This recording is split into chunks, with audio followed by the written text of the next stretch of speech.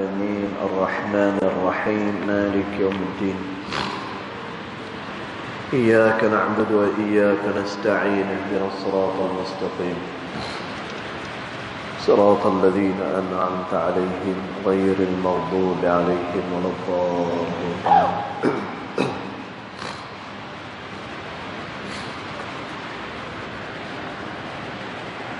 السلام عليكم ورحمة الله وبركاته. الحمد لله والصلاة والسلام على رسول الله سيدنا محمد بن عبد الله وعلى آله وصحبه ومن والاه. أشهد ونشهد أن لا إله إلا الله وأشهد أن محمدا عبده ورسوله. اللهم فصل وسلم على سيدنا محمد عبدك ورسولك النبي الأمي وعلى آله وصحبه وبارك وسلم. ثم أقول رب اشرح لي صدري ويسر لي أمري واحلل عقدة من لساني يفقه قولي أما بعد. قال الله سبحانه وتعالى في تنزيله: لقد كان لكم في رسول الله أسوة حسنة. صدق الله العظيم. ربي أدخلني مدخل صدق وأخرجني مخرج صدق واجعل لي من لدنك سلطانا نصيرا. إلهي أنت مقصودي ورضاك مطلوبي فأعطني محبتك ومغرفتك يا أرحم الراحمين.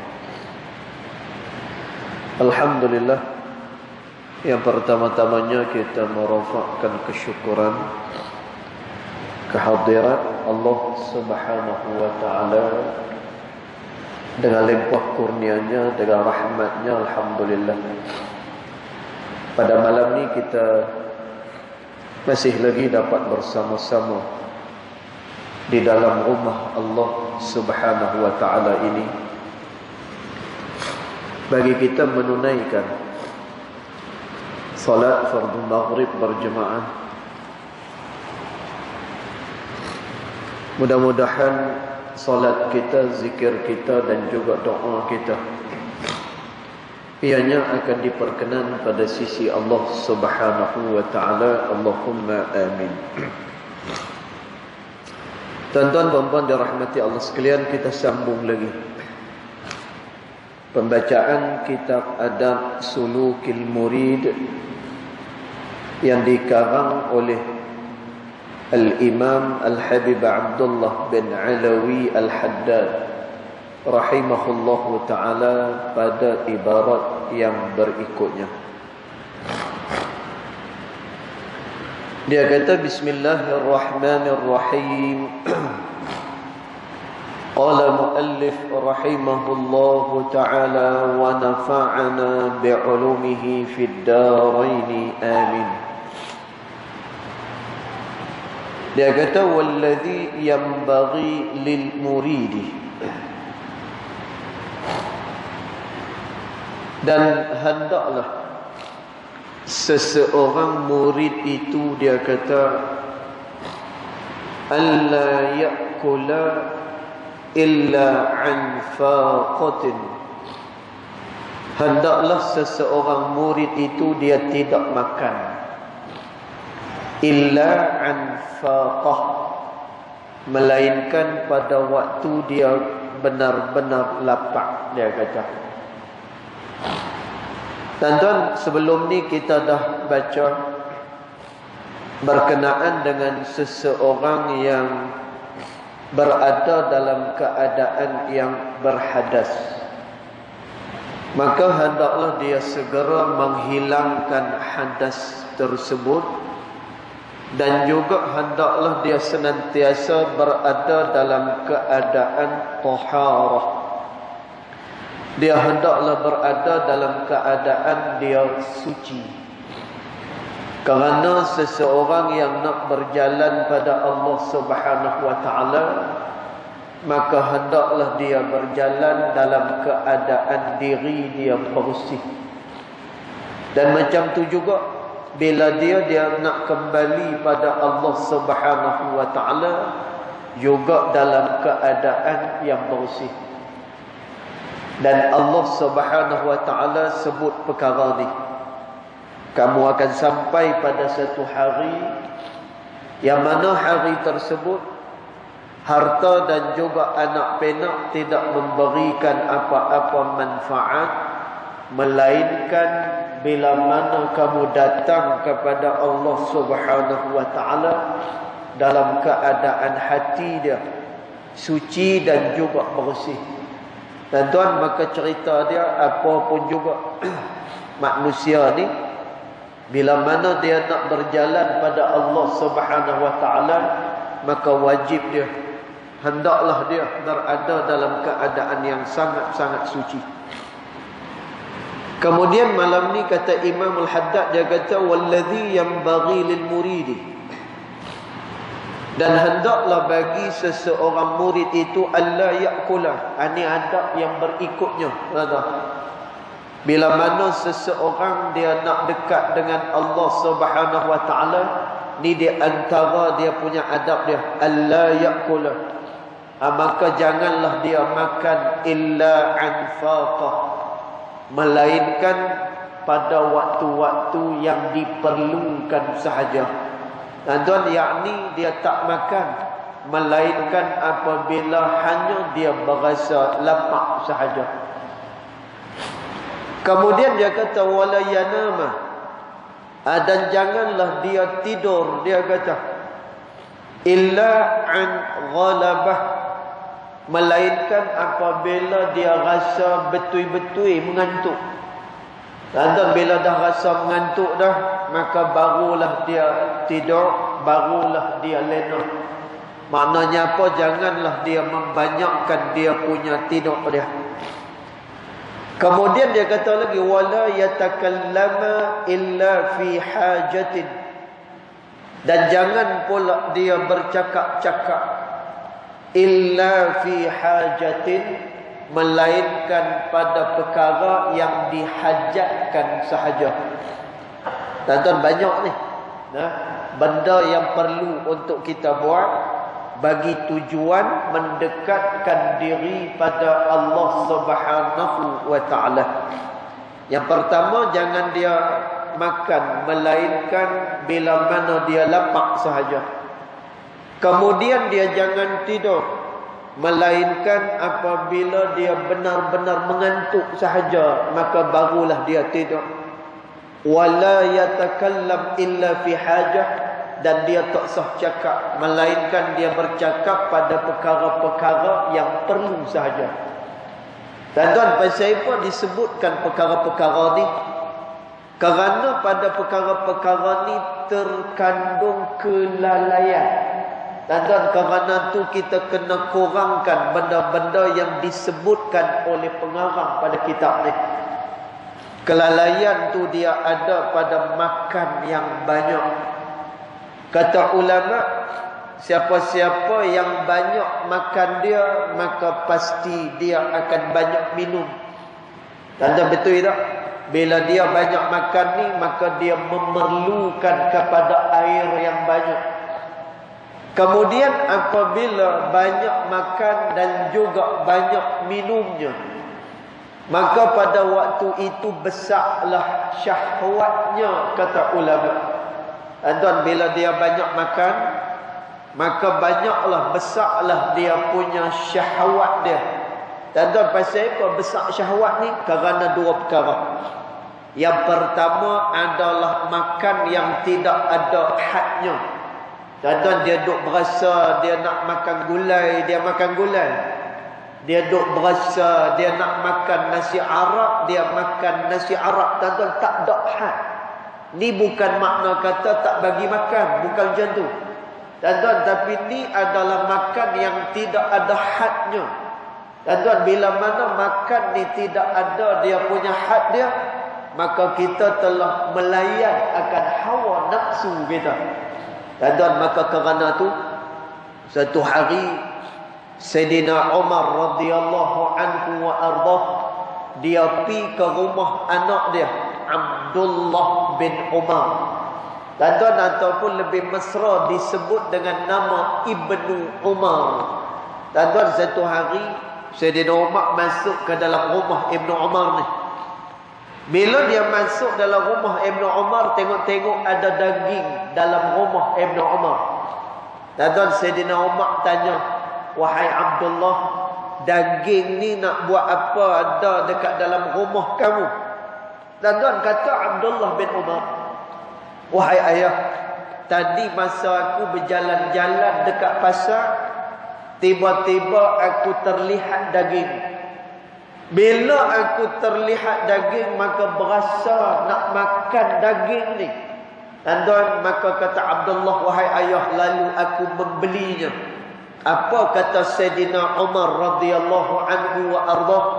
Sayyidina Umar kata, "Wahai Abdullah, kalau semualah keinginan kita nak dipenuhi, maka itulah penyebab mengapa hawa nafsu tidak dapat dikawal," kata Sayyidina Umar radhiyallahu anhu wa ardah.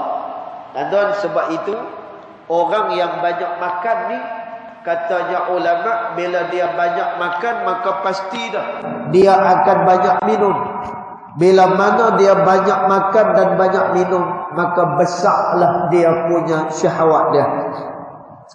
Maka kata Imam Al-Haddad, maka dia jangan makan illa anfaqah, melainkan pada waktu yang diperlukan sahaja. Pada waktu-waktu dia betul-betul lapar sahaja. Dan tuan, pada waktu tu barulah kita makan. Dan tuan, hawa nafsu ni, kata Imam Al-Busiri rahimahullahu ta'ala, dia seumpama dengan anak-anak kecil yang masih lagi menyusu. Kalaulah seandainya kita tidak putuskan susu daripada budak tersebut, dan tuan, Imam Busiri kata, maka sampai dia besarlah, maka dia tidak akan putus susu daripada ibu dia. Dan tuan, punya besar hawa nafsu ni. Maka kerana tu, ini adalah jalan-jalan untuk kita menutup supaya hawa nafsu itu tidak besar dan menguasai seseorang. Kemudian kelalaian doa ada dekat dalam tidur yang banyak. Dan tuan, orang-orang saleh, orang-orang yang dekat dengan Allah Subhanahu wa taala, mereka tidak membanyakkan tidur. Dan tuan, bila mana mereka tidur ni, mereka tak boleh nak buat apa-apa yang mendekatkan diri kepada Allah Subhanahu wa taala. Dan tuan, sebab itu orang yang dekat dengan Allah pada waktu malam, mereka tidak tidur.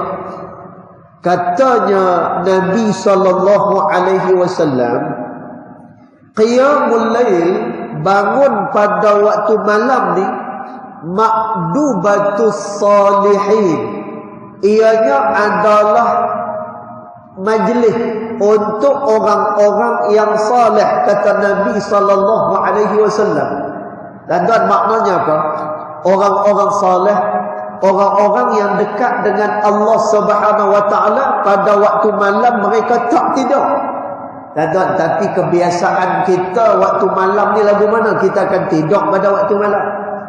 Bahkan disebut oleh Allah Subhanahu wa taala, wa ja'alnal laila libasa, dan kami jadikan waktu malam untuk kamu berehat-rehat, kata Allah. Dan nak tunjuk kata apa?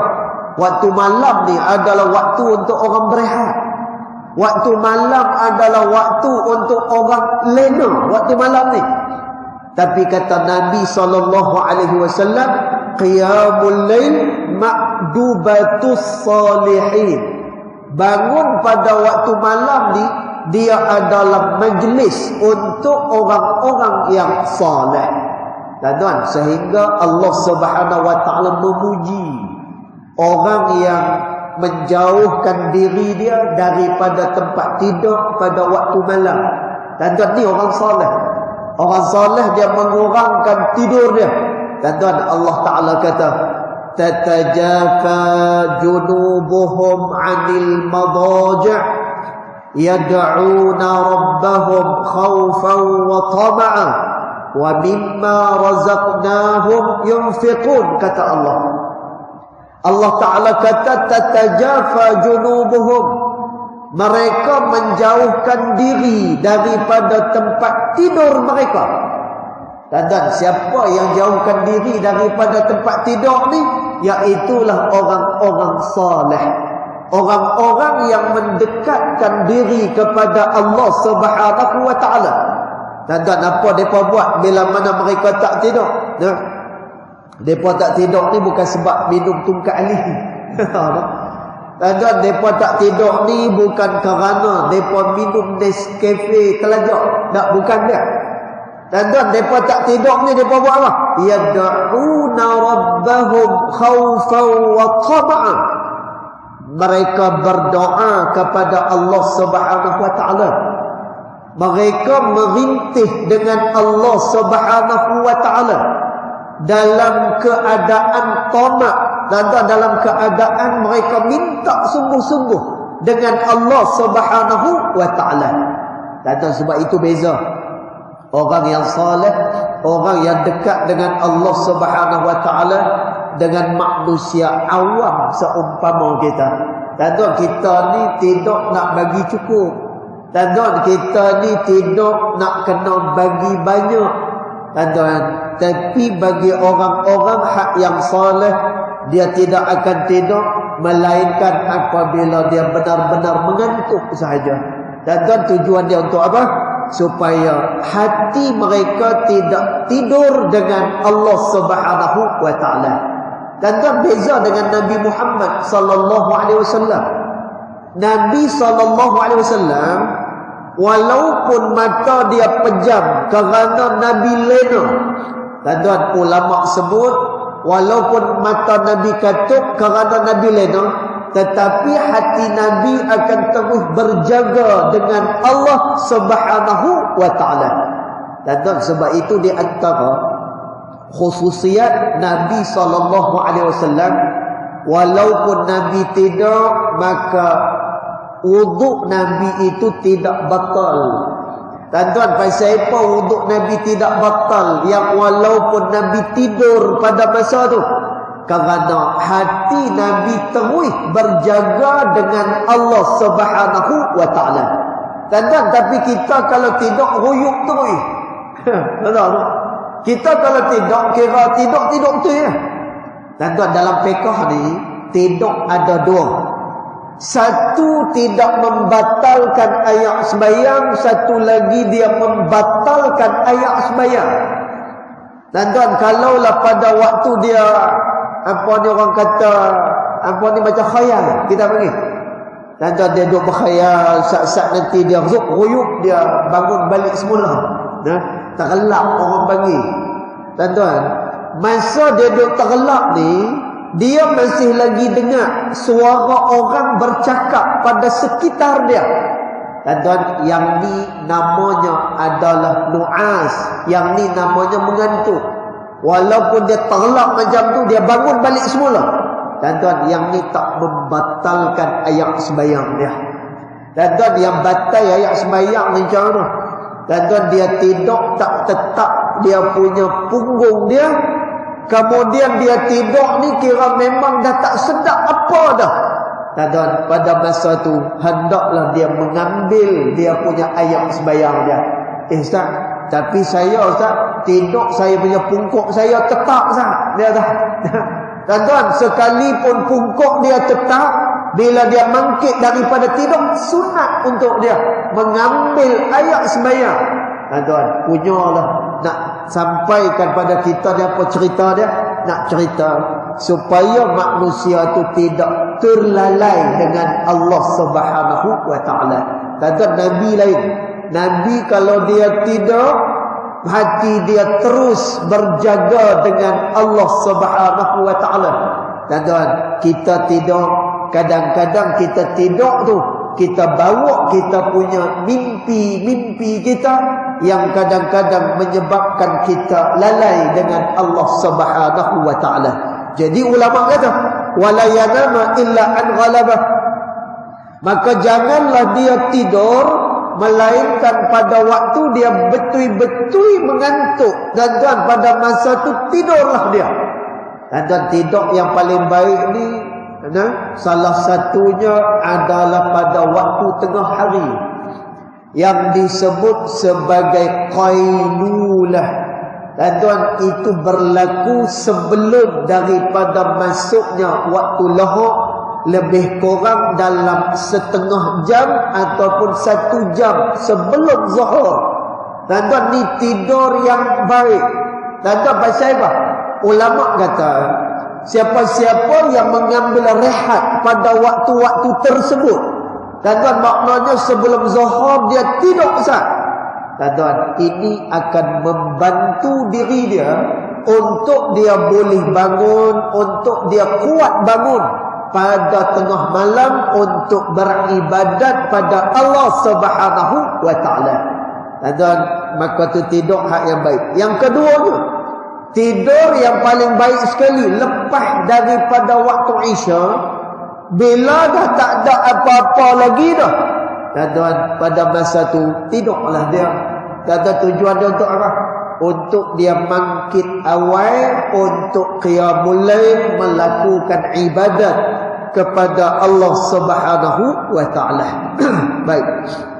Kemudian kata Imam Al-Haddad lagi, wala yatakallama illa fi hajatin, dan janganlah dia bercakap melainkan pada hajatnya saja.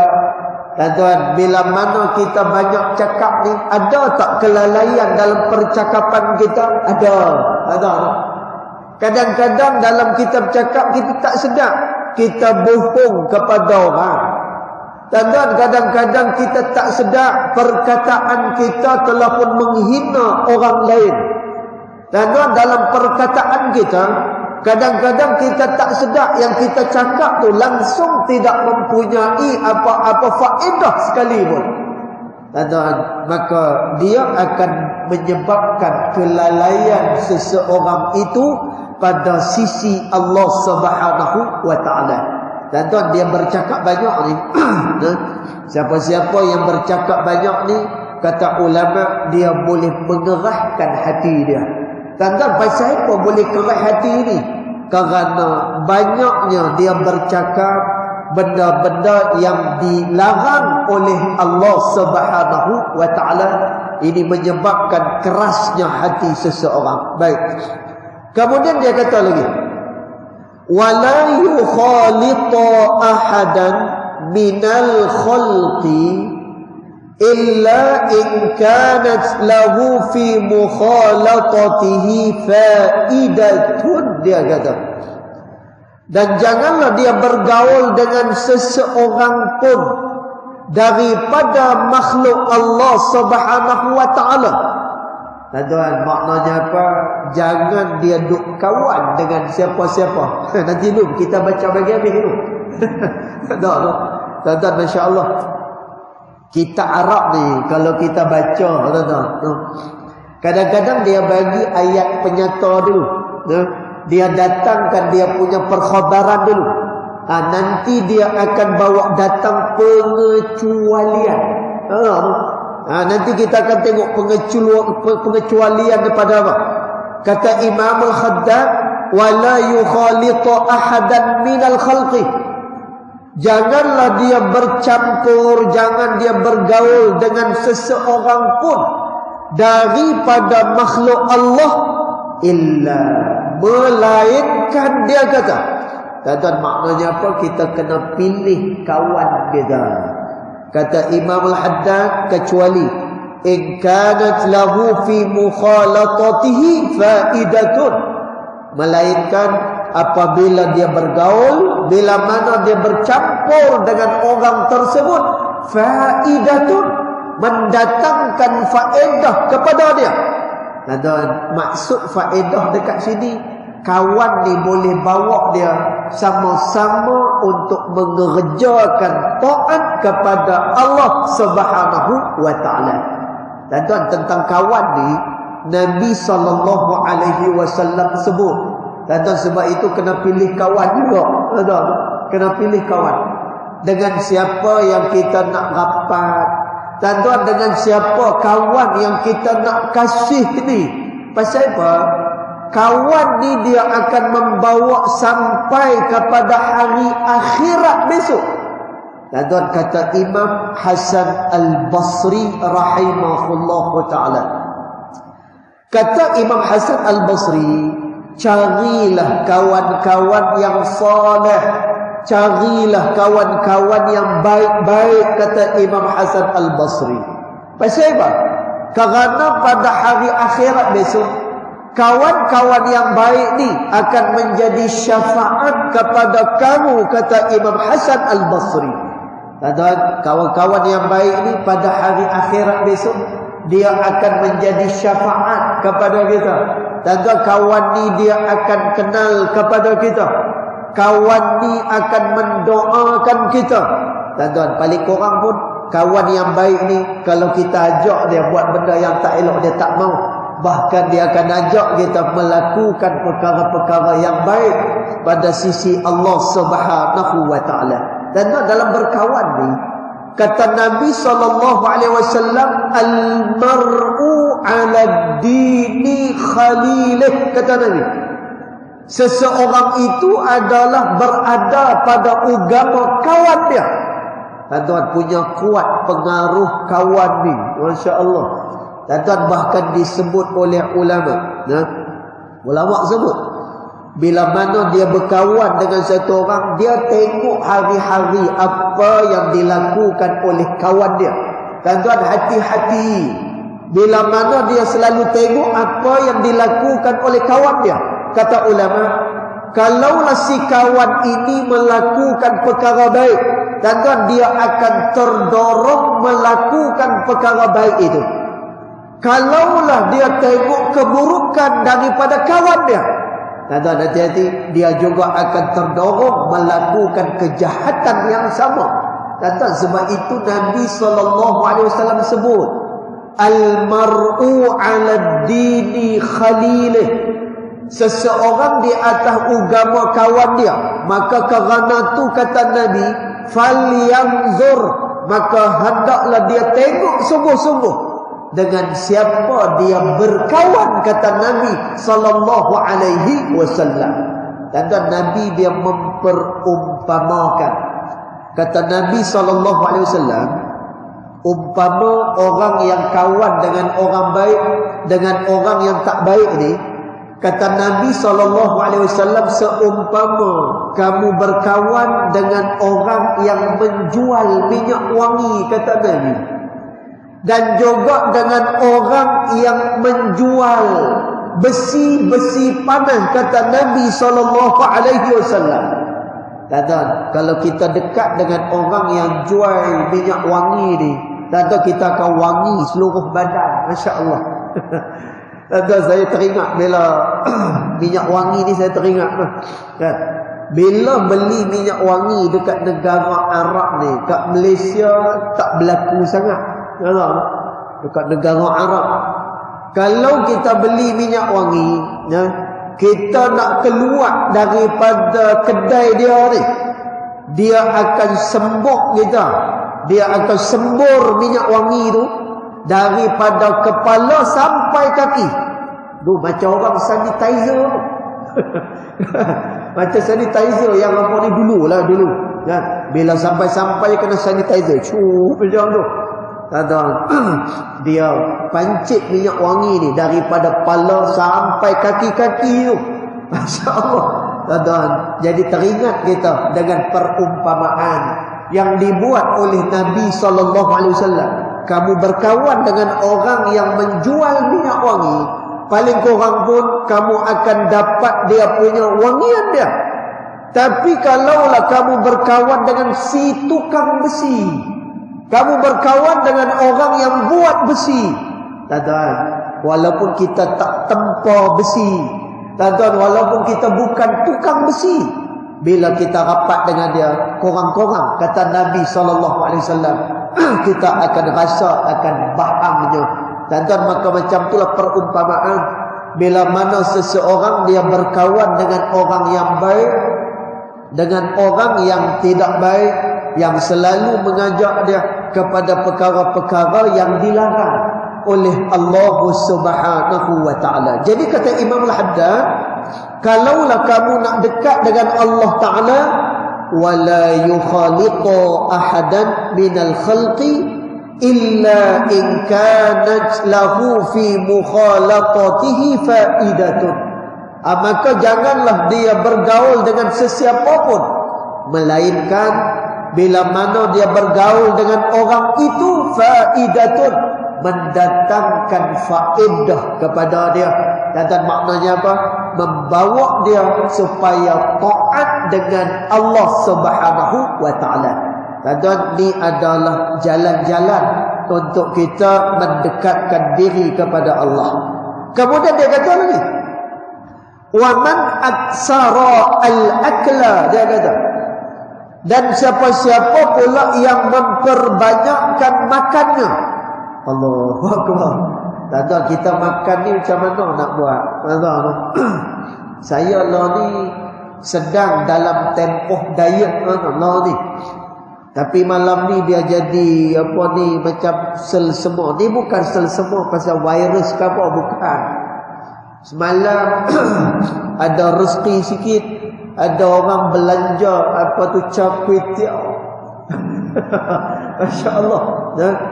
Kita tak boleh makan. Tuan-tuan, saya tak boleh makan. Pasal apa? Saya allergic. Saya ada allergic dengan barang-barang seafood ni. Jadi bila char-kway-teow, orang tu order ni hak yang special. Dalam tu duk ada udang, dalam tu duk ada kerang. Dalam keadaan kita tahu dah. Kita dah kata dah, sampai char-kway-teow ni kata pi dah malam ni. Tahu dah. Bila makan ni ada dia punya akibat yang tak baik akan berlaku. Tahu dah. Tapi bila kata makan ni, tengok sedap, masya-Allah. Ya, dengan telur dia buka atas, lepas tu udang. Tapi kata Imam Al-Haddad rahimahullahu taala, wa man aksaral akla, siapa-siapa dia yang banyak dia punya makan dia. Imam Al-Haddad kata qasa qalbuhu, maka pada waktu tu keraslah dia punya hati dia, bila mana dia membanyakkan dia punya makan dia. Dan tu pasal apa hati boleh keras? Kerana dia melawan dia punya hawa nafsu dia. Dan makanan ni pula dia akan pergi kepada perut. Kata Nabi SAW, boleh dikatakan seluruh penyakit adalah berasal daripada perut manusia. Dan termasuklah juga penyakit-penyakit yang bentuk batini, bentuk-bentuk dalaman kita. Ianya juga adalah bermula daripada perut kita. Bila mana perut itu dipenuhkan dengan makanan. Dan kerana itu kata Imam Al-Haddad rahimahullahu ta'ala, orang yang memperbanyakkan makan dia, qasa qalbuhu, maka hati dia akan menjadi keras. Bila hati dia jadi keras, dan bila mana dia banyakkan makan dia, ini dia punya natijah dia. Dan ini dia punya hasil dia. Saqulat jawarihuhu anil ibadah, maka akan beratlah seluruh anggota tubuh badan dia anil ibadah, daripada melakukan ibadat kepada Allah Subhanahu wa ta'ala. Dan dia dicengkam dengan dua perkara yang buruk. Yang pertama, dia dicengkam dengan hawa nafsu. Itu yang pertama. Yang kedua, dia dicengkam, dia dikuasai dengan perasaan malas. Agak-agak macam mana dia nak keluar daripada cengkaman ni. Dan sebab itu di dalam Al-Quran Allah Subhanahu wa taala kata yukhrijuhum minaz zulumati ilan nur, kata Allah. Dikeluarkan mereka itu daripada kegelapan-kegelapan, kata Allah. Ilan nur, kepada satu cahaya Allah Subhanahu wa taala. Tuan-tuan, bila kegelapan, bila kata benda tak elok, Allah Taala kata zulumat, kegelapan yang begitu banyak. Tuan-tuan, bila dia benda yang tak baik, tuan-tuan nak keluar daripada dia payah. Tuan-tuan, bila mana kita dah terjatuh dah, nak naik balik, nak capai benda yang baik ni, dia dah jadi payah dah. Tuan-tuan, maka kerana tu disebutkan oleh ulama. Ulama kata janganlah kalian terjatuh di dalam lembah dosa kepada Allah. Bila mana kamu jatuh dalam lembah dosa dan tidak bertaubat pada Allah, dan natijah dia, orang ni akan jadi seronok dengan dosa kepada Allah Subhanahu wa taala. Dan tengok orang yang berbohong misalnya, bila sekali dia bohong dan orang percaya dengan bohong dia, dan masa-masa yang akan datang dia akan berbohong pula. Buat kali yang kedua, buat kali yang ketiga, akhirnya dia jadi orang yang banyak berbohong. Tuan-tuan, orang ni tak pernah berzina. Bila sekali je dia berzina, tuan-tuan, dia nak berzina buat kali yang kedua, ketiga, keempat. Bahkan ada satu orang, tuan-tuan, dia ni biasa motivasi kepada orang-orang yang selalu buat salah ni. Tuan-tuan, satu hari dia motivasi kepada satu orang yang suka zina. Maka orang yang motivasi ni dia kata apa? Dia kata, hang kan ada isteri, hang kan ada orang perempuan kat rumah, pasal apa nak pergi cari di luar? Tuan-tuan, dia kata apa? Dia kata, ustaz, dia kata, hak yang di rumah tu biasa dah. Dia kata, dia kata macam tu. Dia kata yang di rumah tu biasa dah. Tapi berzina ni seronok, dia kata. Seronok bila orang tak tahu, bila boleh bertukar-tukar pasangan, bila boleh macam-macam cara dan sebagainya. Tuan-tuan, maka dia kata apa? Nak tak nak yang sedap ni, dia kata, adalah daripada penzinahan, dia kata. Tuan-tuan, ulama sebut lama dah, bila mana seseorang jatuh dalam lembah dosa kepada Allah dan dia tak bertaubat dengan Allah, tuan-tuan, akan menyebabkan dia rasa seronok dengan melakukan dosa kepada Allah Subhanahu wa taala.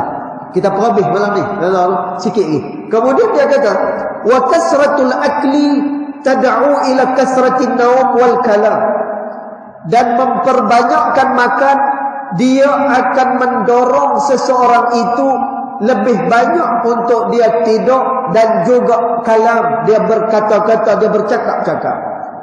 Wal muridu, dan murid itu, idza kasura naumuhu wa kalamuhu, apabila seseorang murid itu banyak tidurnya dan juga banyak cakapnya, sarat iradatuhu suratan la haqiqata laha, maka jadilah kehendak-kehendaknya itu tadi surah, hanyalah pada gambarannya sahaja, la haqiqata laha.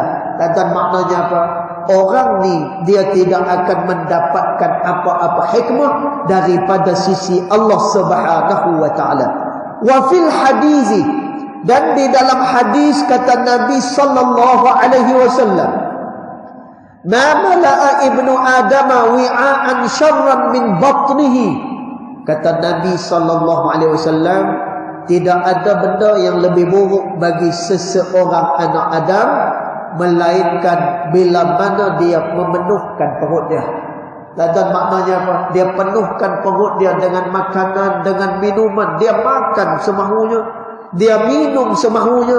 Dan Nabi kata, yang ni adalah seburuk-buruk perkara yang dilakukan oleh seseorang anak Adam. Dan pasal apa? Pertama, dia akan menyebabkan penyakit. Yang kedua, menyebabkan syahwat dia semakin besar.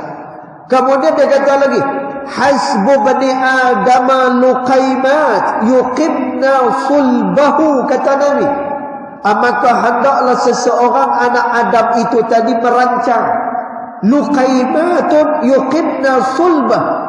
Dia makan itu adalah kerana untuk memberikan kehidupan pada dia.